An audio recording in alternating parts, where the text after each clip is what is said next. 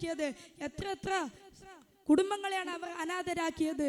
സ്നേഹസന്തുഷ്ടമായി കഴിഞ്ഞിരുന്ന ഒരു സമൂഹത്തെ മുഴുവനും രക്തത്തിൽ കുളിപ്പിക്കുന്ന കാഴ്ചയാണ് നാം കണ്ടുകൊണ്ടിരിക്കുന്നത്. ഓരോ പുലരിയിലും പത്രമാധ്യമങ്ങളിൽ കാണപ്പെടുന്നത് ജീവനില്ലാത്ത ശരീരങ്ങളുടെ എണ്ണവും കാണാതായവരുടെ എണ്ണവുമാണ്. ഈ ഒരു സാഹചര്യത്തിൽ യുദ്ധങ്ങൾ കൊണ്ടുള്ള എന്ത് നേട്ടമാണ് സമൂഹത്തിന് ലഭിക്കുന്നത് എന്ന ബോധ്യമാണ് ആദ്യം നമുക്ക് വരേണ്ടത്. ഇസ്ലാമിക സംസ്കാരം ഒന്ന് പരീക്ഷിച്ചു നോക്കുമ്പോൾ യുദ്ധങ്ങൾ ഒരു വിനോദമായിട്ടോ അധികാരം പിടിച്ചെടുക്കാനുള്ള ഒരു മാർഗമായിട്ടോ അല്ല പരിചയപ്പെടുത്തുന്നത്. മറിച്ച് നീതി നിലനിർത്താനും അതിക്രമം തടയാനും മാത്രമാണ് ഇസ്ലാമിക യുദ്ധങ്ങൾ അനുവദിക്കപ്പെട്ടിട്ടുള്ളത്. വിശുദ്ധ ഖുർആൻ സൂറത്തുൽ ബഖറയിലൂടെ അല്ലാഹ് പരിചയപ്പെടുത്തുന്നുണ്ട്, വഖാതിലു ഫീ സബീലില്ലാഹി അല്ലദീന യുഖാതിലൂനകും വലാ തഅതദു ഇന്നല്ലാഹ ലാ യുഹിബ്ബുൽ മുഅ്തദീൻ. നിങ്ങളോട് യുദ്ധം ചെയ്യുന്നവരോട് മാത്രം അള്ളാഹുവിന്റെ വഴിയിൽ നിങ്ങൾ യുദ്ധം ചെയ്യുക, എന്നാൽ അതിക്രമിക്കരുത്.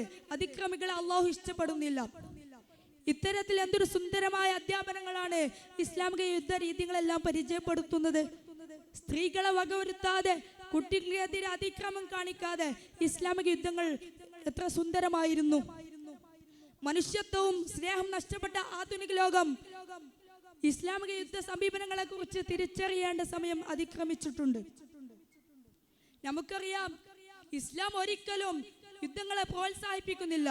എന്നാൽ യുദ്ധം അനിവാര്യമായ ഘട്ടത്തിൽ സ്ത്രീകൾ, വൃദ്ധകൾ, കുട്ടികൾ തുടങ്ങിയവരെ വകവരുത്തുന്നത് പരിശുദ്ധ ഇസ്ലാം നിരോധിച്ചിട്ടുണ്ട്. കൃഷിസ്ഥലങ്ങളെയും മരങ്ങളെയും അനാവശ്യമായി മുറിക്കുന്നതിന് ഇസ്ലാം എതിർത്തിട്ടുണ്ട്.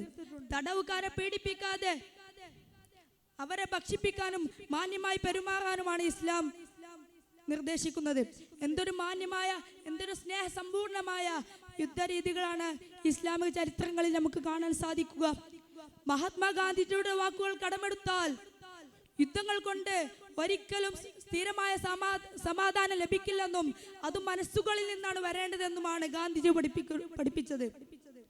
അതുപോലെ തന്നെ ജോൺ ഓഫ് കെന്നഡിയുടെ വാക്കുകൾ പരിശോധിച്ച് നോക്കിയാൽ മനുഷ്യർ യുദ്ധങ്ങളെ അവസാനിപ്പിക്കണം, അല്ലെങ്കിൽ യുദ്ധങ്ങൾ മനുഷ്യരെ അവസാനിപ്പിക്കും. ഇത്തരത്തിൽ ഒരുപാട് മഹാരഥന്മാർ യുദ്ധങ്ങളുടെ അനന്തര ഫലങ്ങളെയും അതിനെ നിരുത്സാഹപ്പെടുത്തിയ രീതികളെയും നമുക്ക് കാണാൻ സാധിക്കും.